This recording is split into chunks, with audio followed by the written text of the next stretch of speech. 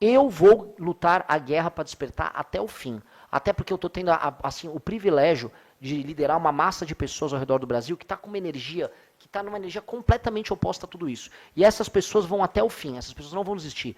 Eles são provavelmente os filhos de muitos dos senhores e senhoras que estão aqui, que estão te pentelhando para assistir vídeos meus, já devem ter feito isso em algum momento, tá? Eles são essa massa de pessoa que se negou a aceitar o atual estado de coisas e que está produzindo agora uma nova imaginação. Que é isso que eu queria terminar, não quero ficar falando muito, nem sei quanto tempo eu falei. Tá ótimo. É uma nova imaginação. A imaginação de um Brasil potência, de um Brasil que tem infraestrutura, de um Brasil que pode ter grandes marcas internacionais, que é produtor de cultura e soft power, que é um intermediário entre Ocidente e Sul global, que é o que o Brasil precisa ser, e não um sujeito submisso a Estados Unidos ou China. Ou seja, um Brasil potência.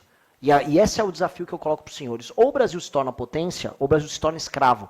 Uma nação com o nosso tamanho territorial, uma nação com os nossos recursos energéticos, recursos minerais, ela não tem outra opção. Não tem. Ou a gente é dividido pelas grandes nações do mundo, ou a gente é submetido por elas, ou necessariamente a gente se torna potência. Não existe caminho do meio. Então veja que incrível ambição. Quando a gente olha as grandes nações que se depararam com esse desafio, né, aqueles pequenos povoados de gregos, que a gente chamava de a civilização helênica que havia ali, eles tinham a Pérsia, logo ao lado como uma sombra, pronto para conquistá-los. Só restou para os gregos conquistar a Pérsia.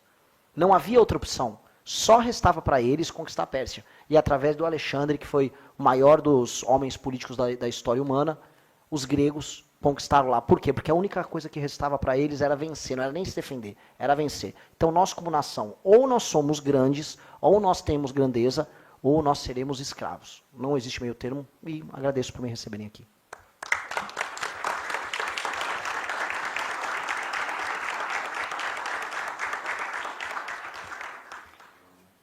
Obrigado, Renan, pela apresentação. Eu queria fazer agora, temos 4, 5, 6 perguntas. O Dr. José Aparecido, presidente da FEComércio, ele vai fazer a primeira pergunta. Zé.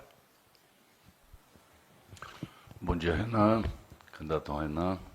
Boa sorte na campanha. Vai precisar de muita sorte, vai andar bastante. Quero cumprimentar todas as autoridades, minha querida Ana Amélia, eterna senadora. E o senhor falou uma coisa interessante, Renan, que eu quero destacar aqui. Acho que nós temos que discutir propostas para o Brasil e não propostas políticas. A hora que o Brasil começar a fazer isso, nós temos a capacidade de melhorar novamente o país. Então, nós estamos vivendo um momento em que se discute muito política, mas não se discute propostas para melhorar o Brasil. E isso o senhor colocou aí, muito bem colocado, muitas coisas que a gente pode melhorar o Brasil. E, em cima disso, eu queria perguntar o que o senhor eleito presidente da República, como pretende garantir que a reforma tributária não resulte em aumento de carga para o setor de comércio, de bens, serviços e turismo, e que medidas adotará para combater a falsificação e o comércio ilegal, que prejudicam diretamente o setor produtivo brasileiro, eliminando a competitividade. A reforma tributária começou com uma ideia boa na Câmara dos Deputados, e ela passou por lobby de extorsão no Senado, e ela virou agora um terror para quase todos os setores. Eu vejo muita gente reclamando. Por mais que a premissa dela, a ideia geral dela, é uma ideia boa. A ideia é trazer o Brasil para próximo daquilo que são as boas práticas internacionais, e eliminar distorções. O que a gente vai precisar fazer é uma revisão para eliminar distorções. E é uma revisão basicamente de privilégios setoriais que foi feito muito com lobby através do Senado. E uma pressão muito grande, eu acho que a gente está no momento de fazer essa pressão, porque tem muito Estado fazendo renegociação de dívida, uma pressão sobre os Estados nas renegociações, para que qualquer renegociação com o governo federal seja feita vinculada a reformas, especialmente previdenciária e administrativa, e o governo federal fazer o ajuste fiscal para a gente botar uma meta de alíquota do IVA que seja condizente com uma realidade competitiva. Isto é obrigatório. Então, revisão de privilégios setoriais e vincular a queda do IVA a um trabalho fiscal pesado de todos os entes federativos. Até porque o IVA, como sucessor do antigo ICMS, ele tem ele é atrelado também demais aos orçamentos estaduais. Então, necessariamente, os governos estaduais precisam fazer lição de casa. Então, tem um papel grande para fazer isso. Segunda coisa, o split payment, que é um tema que para muita gente se tornou uma dor de cabeça e será. Em várias nações. A China tem isso, porque a China tem um regime especial para tributação no regime de caixa e não no regime de competência, para empresas até o tamanho médio, que é muito funcional. Isso ajuda o fluxo de caixa de empresas.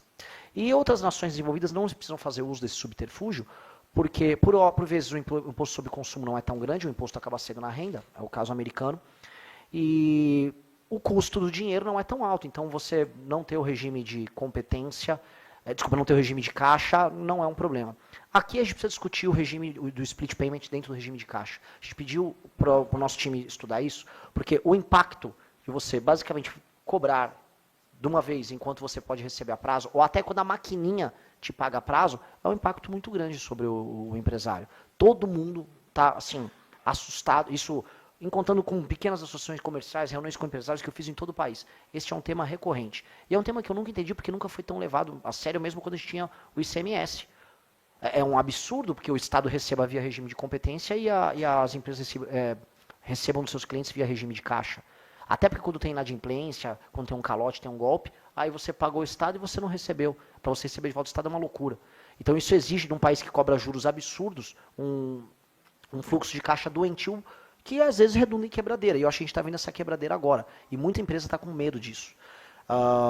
Então, eliminar distorções e vincular a queda da alíquota a reformas fiscais nos estados e no governo federal é regra, e rever o split payment para colocar um regime de caixa até que a gente tenha juros de nação civilizada é uma obrigação desse novo governo, que é o que eu quero fazer. Segunda coisa, combater contrabando e combater o certo tipo de comércio irregular é uma discussão, no movimento liberal já foi muito principiológica, mas para mim é uma discussão prática sobre lei e ordem.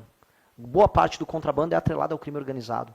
Boa parte dos cigarreiros, eu não sabia do tamanho do mercado de cigarreiros que tem lá no Rio Grande do Sul, tem também no Paraná. Eles são ligados a facções criminosas, não necessariamente as maiores, mas as facções locais no Rio Grande do Sul, e geram um mercado gigantesco, atacam a economia formal brasileira, e na prática isso tem que ser coibido e enfrentado como nós vamos enfrentar as facções criminosas. Nós precisamos ser uma nação de lei e ordem. Nós precisamos ser uma nação, e aqui é um ponto real de quem teve avô lojista, que não dá para aceitar a loja com o cara vendendo uma bugiganga na frente da loja, com você pagando todos os encargos e o cara trazendo um produto que veio de outro país e vendendo na tua cara. Não dá. Ou nós somos uma nação da lei, porque essa é a favelização do pequeno comércio. E não que eu seja contra o ambulante, não que exista um espaço para isso. Tem que haver um espaço. Mas o espaço é dentro de uma... É a diferença do remédio, do remédio para o veneno é a dose. O espaço, a violação do espaço urbano e a informalidade absoluta vinculada ao contrabando gera isso.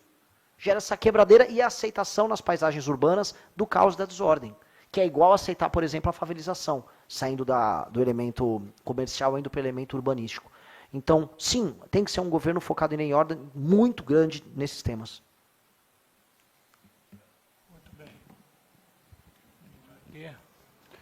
O Luan, eu vou pedir para o Castilho te anteceder, que ele é vice-presidente, ele tem prioridade.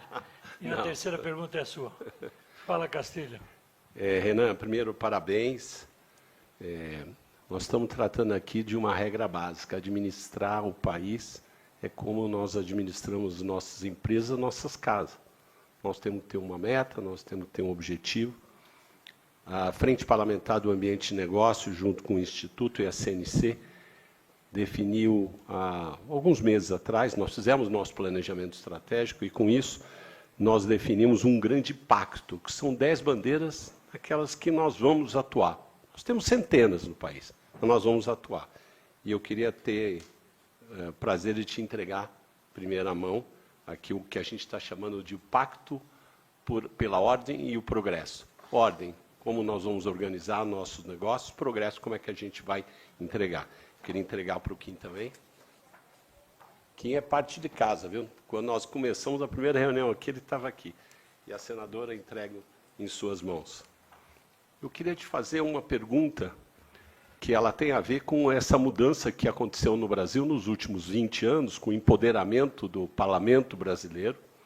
E, obviamente, o poder passou por uma mudança, um eixo de sair de uma grande concentração do Poder Executivo para o Parlamento. O Parlamento hoje tem uma relação forte. Você tem, vou te tratar de você, mas o senhor tem... Não, você. Não, você. não, o senhor como candidato. Mas eu tô com um fio branco no cabelo, eu quero continuar no você. Eu tenho alguns. Se você tem vontade de montar um canal de cortes para ajudar a divulgar as ideias do MBL e da missão, eu tenho um treinamento 100% focado mostrando como você pode sair do zero sem saber nada de edição, thumbnail, até você monetizar um canal de cortes e além de estar ajudando no projeto, também ser remunerado por isso. No mês de maio, por exemplo, o canal Inevitável Cortes faturou mais de 30 mil reais apenas de AdSense. O Felino Missionário e o Missão Avança, ambos fizeram mais de 1 milhão de visualizações e faturaram acima dos 14 mil reais. E se isso te interessou de alguma maneira, é só clicar no primeiro link da descrição desse vídeo ou então ler o QR Code que está aparecendo aqui no meio da sua tela agora, onde eu vou te explicar de maneira mais detalhada como você pode começar o seu próprio canal de cortes. Se você gostou do vídeo, não se esqueça de deixar o like e se inscrever no canal. Obrigado e até o próximo vídeo.